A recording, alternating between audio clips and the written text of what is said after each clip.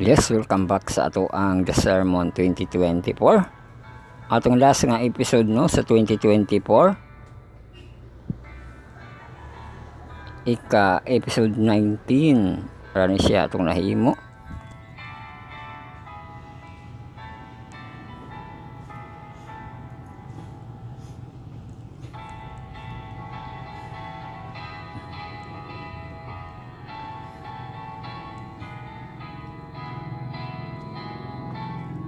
So kita na ng title pero The Storm pa kita no.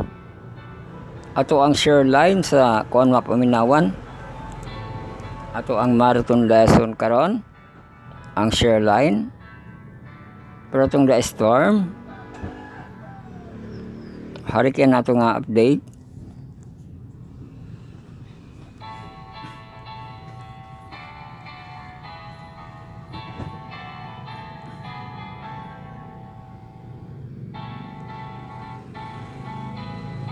So nakita yung bagyo no nga padasmag sa Vietnam ang Pabok adunay max wind nga 40.3 km per hour, max gas 93 km per hour, yung pressure 1002 MB.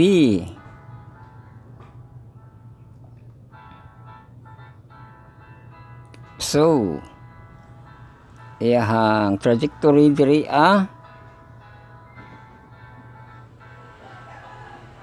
naka tropical storm siya, ugma murag tropical storm no. Pagdasmag sa Vietnam sa Ho Chi Minh City mo tropical depression ra siya. So muna ito ang The Storm portion ang Storm Pabok.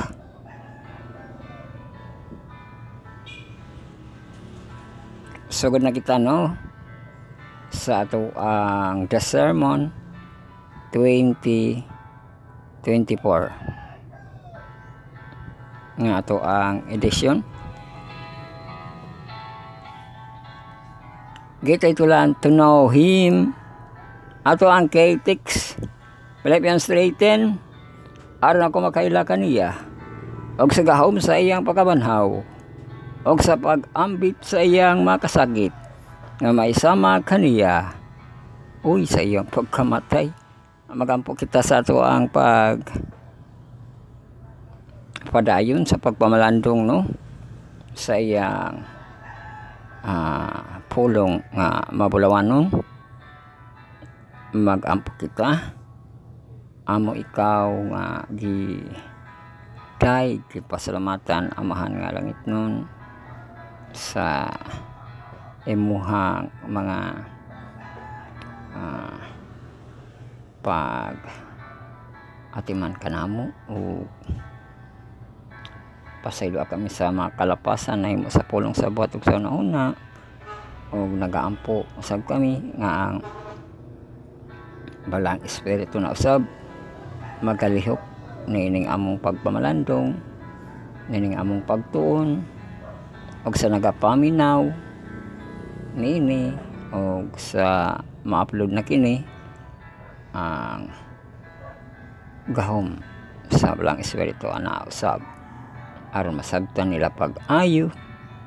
O nagaampo ako nga ang magabatbat nini hinaot nga ang imong pulong og dili ang ako.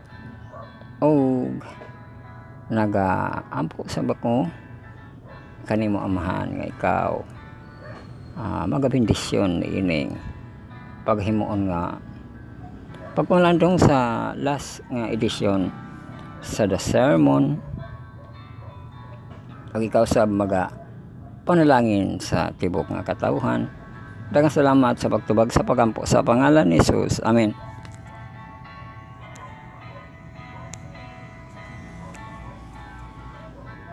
So ating himayon ang teksto no. Sa dapat mong siya mabasa po siya sa English no.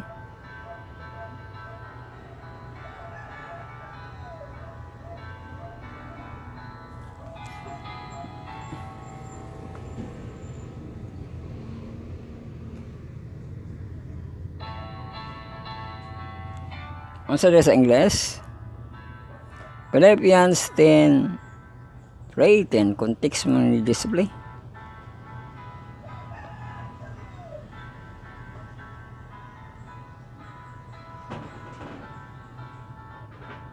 May tatag KJV.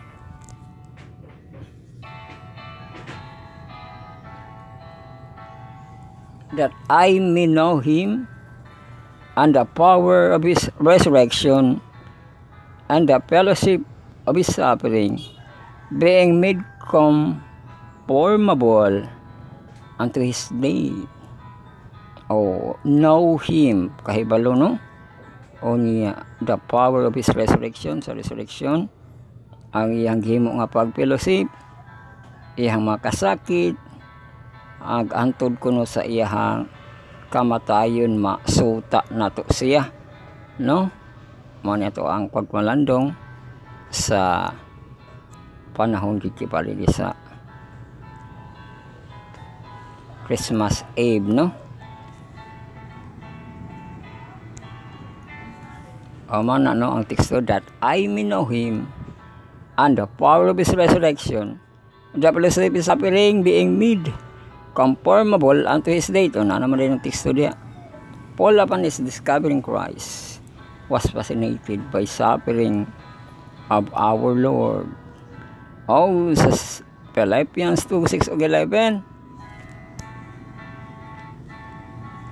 nga bisan tuod siya naglungtad dias kinaiya sa Diyos, siya wala mag-isip nga pagkasama sa Diyos, ingon nga usa ka butang nga pagailugan, no aghawasan niya ang iyang kaugalingon og sa iyang pagsagop sa kinaiya sa ulipon diha sa iyang pagkahisama sa mataw.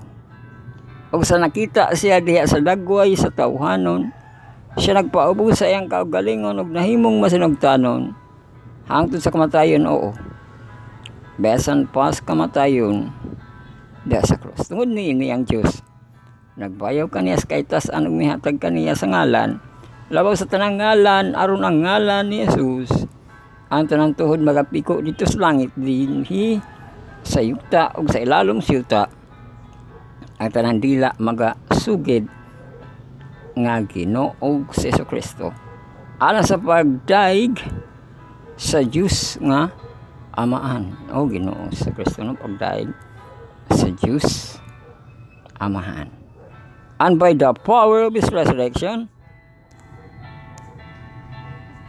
Sa Romans 1:4, aguban sa gahom gipaila ang anak sa Diyos sumala sa Espiritu nga balaan pinaagi sa iyang pagkabanhaw gikan sa mapatay si Kristo nga atong Ginoo.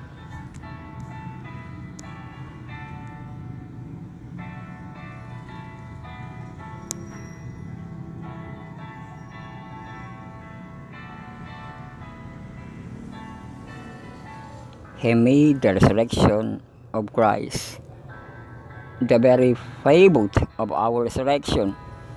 Oh, there is a 1 Corinthians 15:12-18. Nan kon si Kristo ginawali nga siya nabanhaw gikan sa mapatay, unsaon ba uban saban kaninyo sa pagkaingon nga walay pagkabanhaw o giwali sa kuno nga mga nangamatay? Kung walay pagkabanhaw, balik-balik sa ani ang mga nangamatay, nan bisan si Kristo wala di ay usa banhawa. Kung si Kristo wala banhawa, nan kawang ang among pagwali o kawang lamang usab ang inyong pagtuo. O kami usab nahimatud-an nga mga nagbakak kay mahitungod sa Dios, kay kami nagapahayag man mahitungod sa Diyos nga siya nabanhaw kang Kristo nga wala di ay siya banhawa. Kung tinuod man nga ang nangamatay dili banhaw, kay kung ang nangamatay dili man banhawon, na si Kristo wala di ay banhawa. O kung si Kristo wala banhawa, na inyong pagtuo wala lamay kapuslanan. og kamo ana agihapon sa inyong kasalanan. O dugang panian na bisan sila nga mga nangamatay diha kang Kristo nga laglag lang diha.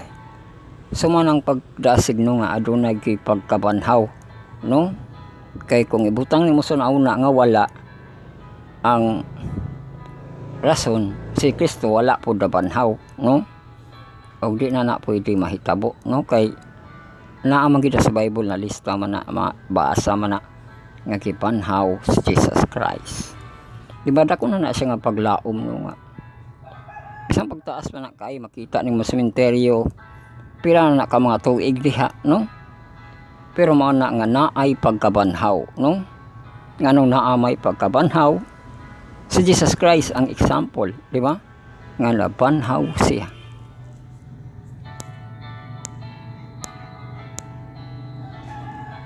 Pero sa pagkabanhaw sa mga tao nga iyang pinili, mao na ang pangutara nga di matubag, no? Kung kanus anak siya mahitabo.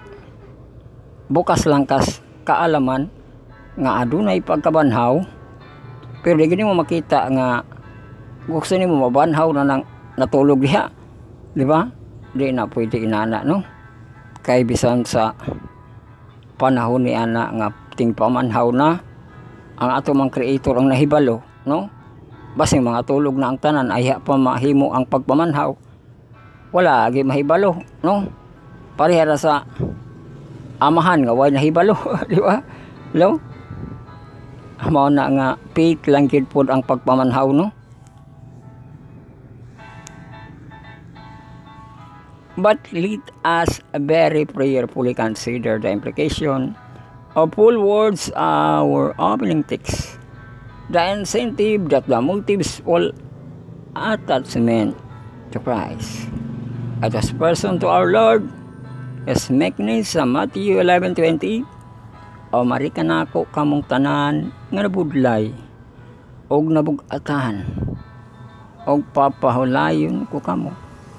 Esangon ninyo ang yugo diha kaninyo og pagtuon kamo gikan kanako.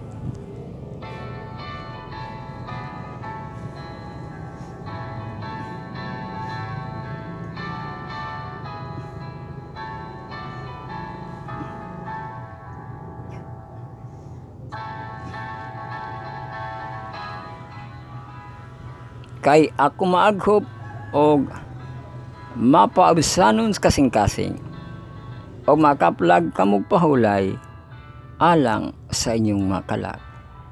Sa mga niya kung ano nga mapokus tas Ginoo, pero ambot nga maguyugo, no? Gi kuan sa manana para manggod ng yugo, lahi siguro po ng yugo sa tao, no?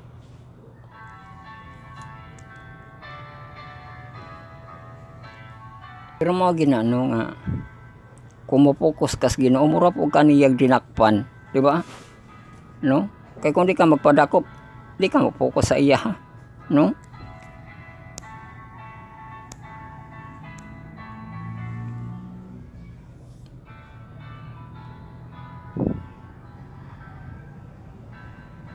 To his might is counsel and his prudence.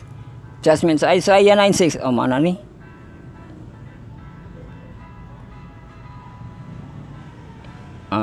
Gigamit nga teksto ni Pastor Ted Wilson, no? Pasaon sa natin sa Bisaya, no?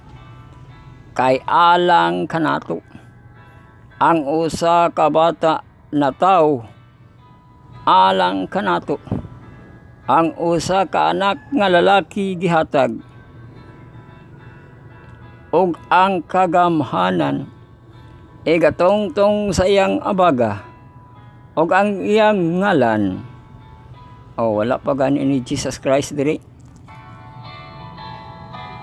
Iyang ngalan mga komunim pagatawgon kahibulungang magtatambag, Diyos nga makagagahom. O nanay Diyos nga magahom diya, no? Amahan nga walay katapusan, prinsipi sa pakiglait. So daghang kaayo posisyon, no? Ang gibutang ni Pilato, Jesus, hari sa mga Hudyo, no? Pero sa wala pa siya na nganlan nga Jesus, nga iyang ngalan rin, no? Nga kahibulungang magtatambag, di ba? Di basta-basta, no?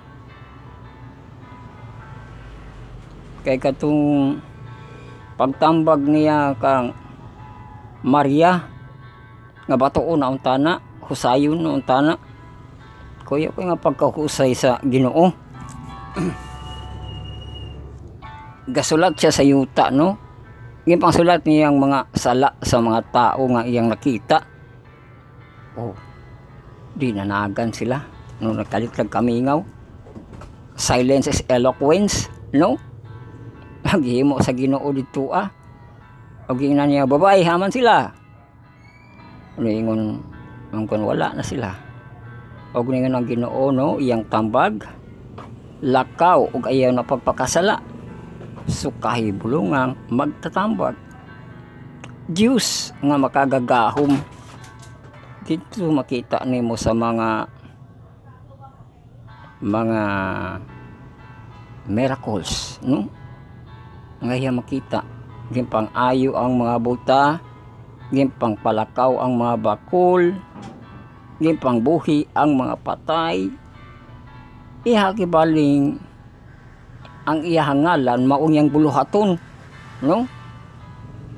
Diyos nga makagahom. Di ba, amahan sa walay katapusan. Gidala niya iyang amahan, di lang siya amahan, no? Mao na nga ang pagkaanak ni Jesus Christ, no?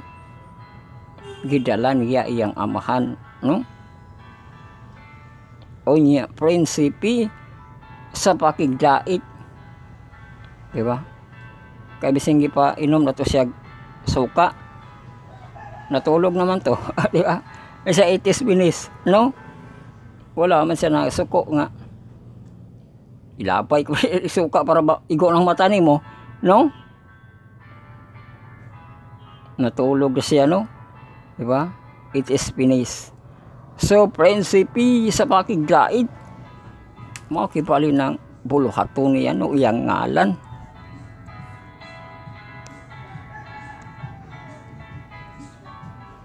His power.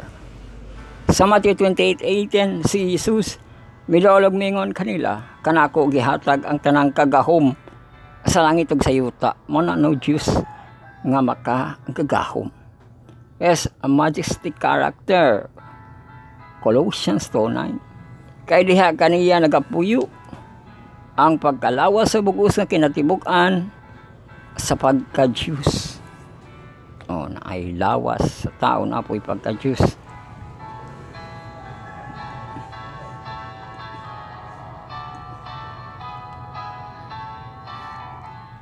A singular life, one of total self-denial and self-act o self. Sa Acts 10:38, mahitungod kang Jesus nga taga Nazareth, giyon sa Diyos. Pagdiog kaniya sa Espiritu Santo, sa gahom giyon sa niya sa pag-adto, sa paghimog makaayuhan o sa pagpang-ayo sa tanang gisakit sa yawa o apil patong mga pang sudlag mga daotang espiritu, no? Kaya ang Diyos uban kaniya.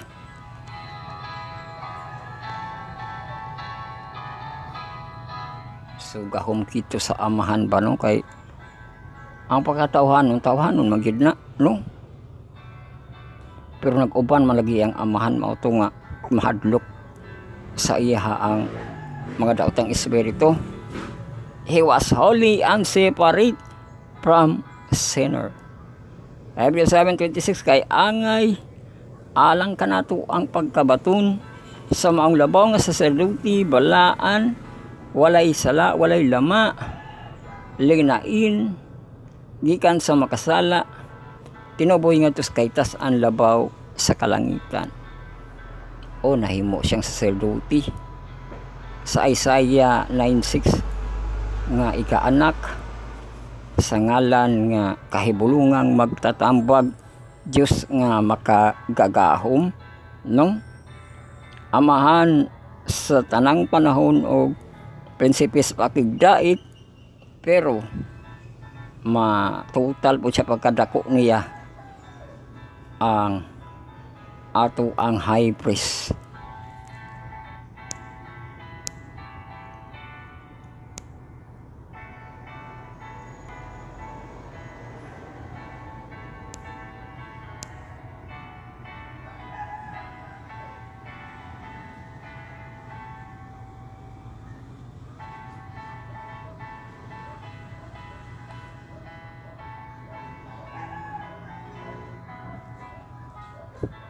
Is unmatched mastery and teaching the truth. Uy, unmatched.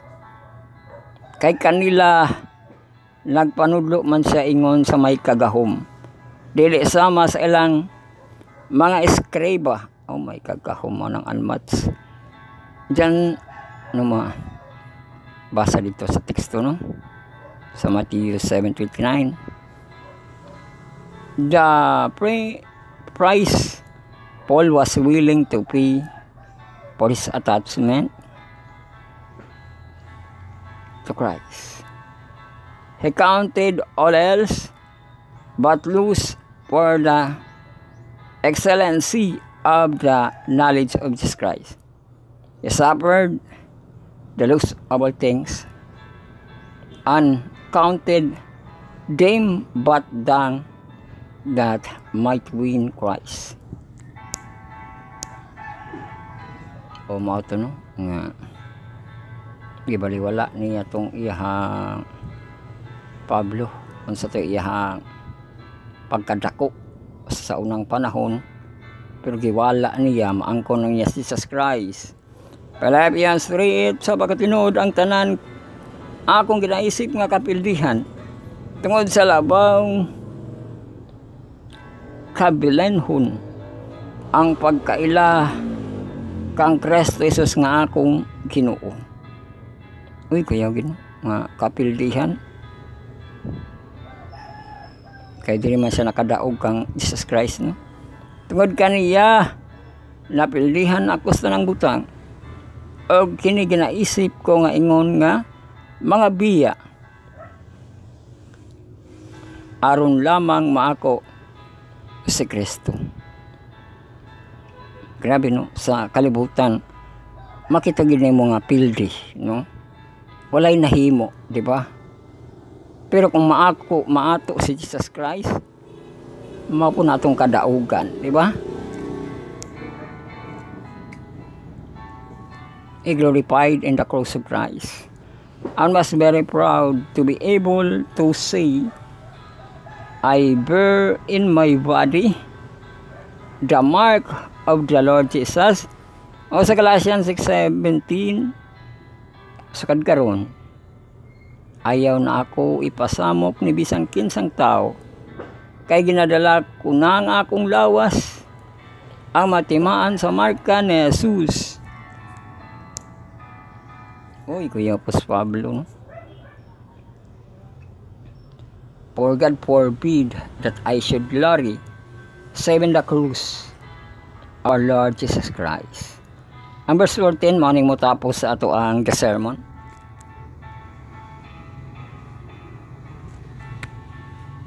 Sumubok na kayo, mga 30 minutos na makapin. Sa Galatians 6:14 ba ni? Apan pahalayo kanako ang pagpasigarbo gawa sa krus sa atong Ginoong Jesu-Kristo nga pinaagi niini bahin sa kalibutan ako ginalansang na sa krus.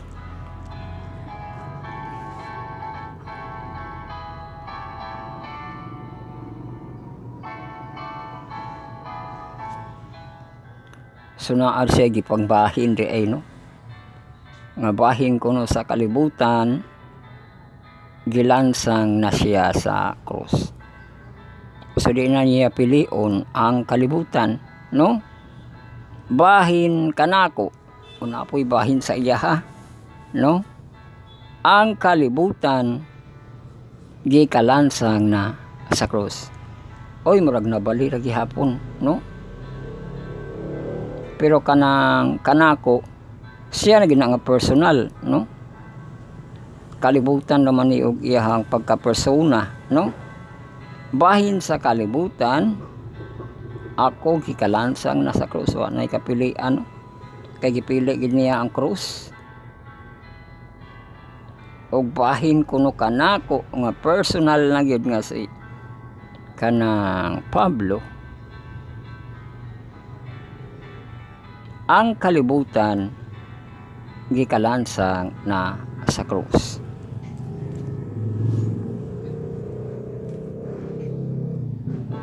So mao na ang pagpili, no? Nga pilion nato ang Ginoo. Bisan pagdaghay kalingawan sa kalibutan, no? Pilion nato ang Ginoo. Di ba? Kung sa ato apod nga persona, daghan putag kanang pilion para malipay ta, no? Pero gipili gihapon ni Pablo nga si Jesus Christ. Gilansang siya sa krus, di ba? Mao siguro nang pasabot no nga gilansang sa krus kay wala nakauban niya ang Ginoo, no? Bising wala dito si Jesus Christ, pero mao man to ang simbolo nga naa dito si Jesus Christ, no? Naa sa krus, di ba?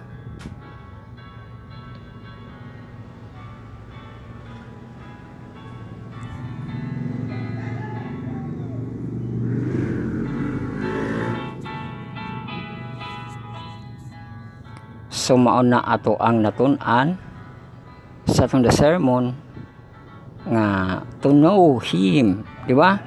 Ang teksto nato, that I may know Him, magsugod dito, and the power of resurrection, dito sa resurrection, no?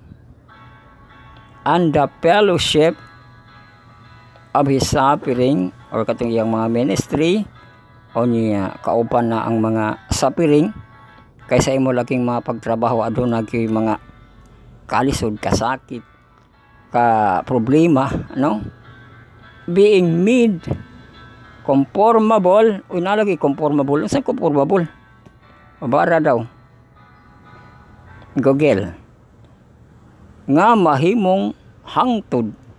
Mao. Conformable. Being made conformable sa kamatayon, no?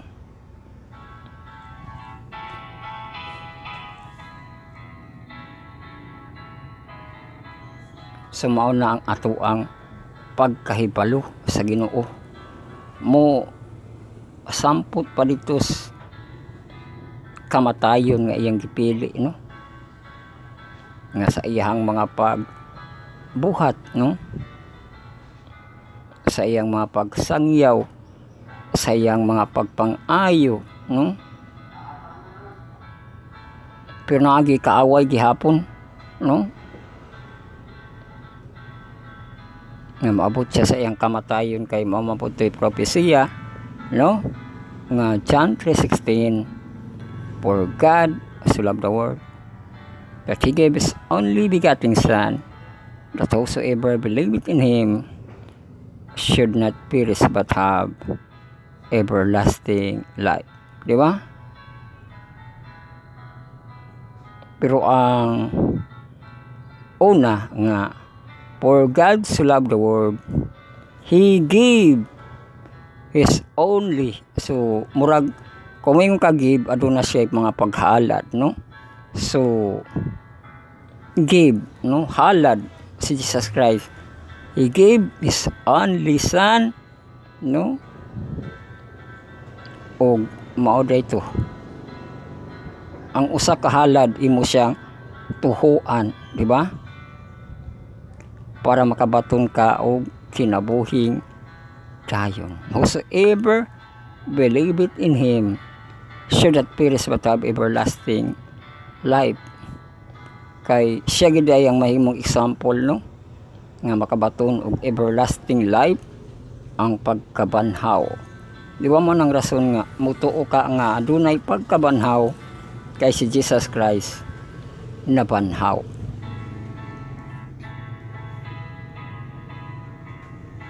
So nining adlaw sa Kapaskuhan ato apon na siyang hunahunaon ang pagkabanhaw no kay sa kinabuhi no aduna may pagkatapos no pero adunay say pagkabanhaw.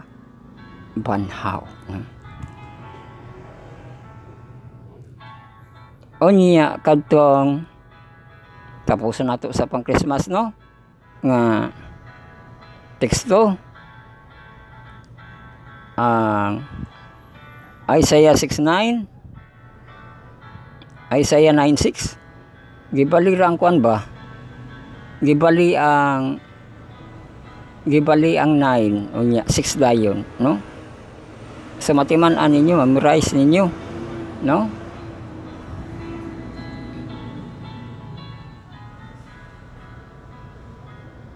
Ang teksto kinsa ni na ay overview diri the Bible verse that predict the birth of Jesus and describe the Messiah as the King who will be Wonderful Counselor, Mighty God, Everlasting Father, and the Prince of Peace. No? Og ang teksto, for to us a child is born, to us a son is given, o na siya'y born, o napod siya'y given, padulong na sa maghalad, no? Ang given, and the government shall upon his shoulder, and his name shall be called Wonderful Counselor, Mighty God, Everlasting Father, Prince of Peace. Katong sa Bisaya no nga kahibulungang magtatambag, Diyos nga magahom og amahan sa walay katapusan og prinsipis pakig dait. So iyahang ngalan nga mga komunim mao na iyahang mga buluhat no?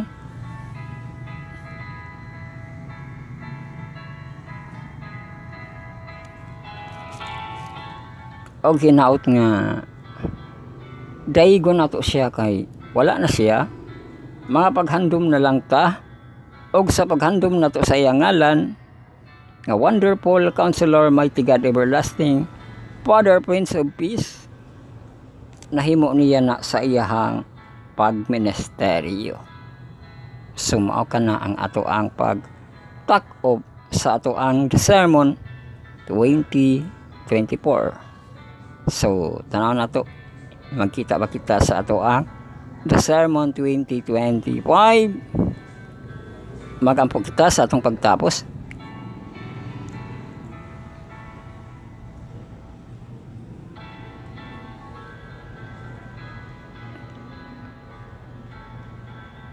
Amahan nga langit nun, ikaw ang Diyos nga kahibulungang magtatambag, Diyos nga magahom, amahan sa walay katapusan o prinsipis, pakigdait. Nagatawag kami kanimo amahan nga ang imong pulong nga i-process na kini amahan, hinaut nga ikaw magahom niini. Ang balaang espiritu nga ang makadungog niini, makasabot sila, matinawan sila, o maplikar silang kinabuhi ug ma-share usab sa uban. Ug mahimo kini nga panalangin kanamong tanan nga nagapaminaw, o dawata kami amahan nga mga pinasaylo sa mga kalapasan, o amo kang gipasalamatan sa mga pagtubag sa pagampo tungod lamang sa ngalan ni Ginoong Hesus nga among personal nga maluwas. Amen. Bueno, daghang salamat no sa ato ang pagpaminaw sa atong last nga episode sa ato ang The Sermon 2025 diri gihapon kini no sa kapagyapon sa edition nato nga Bible study on a lesson study on the word sa edition nato nga The Sermon 2024 no. So hantod paghapon sa sunod nga higayon sa ato ang mga pagkinhawa. Mayong adlaw sa tanan, dalaygon ang Diyos. Uy, ang atong greetings no. Happy Sabbath School, no? Kay kada adlaw man atong Sabbath School dili man siya kasalang, no? So antod sa higayon ang Diyos sa maplain kay maadlasan ang dalaygon ng Diyos.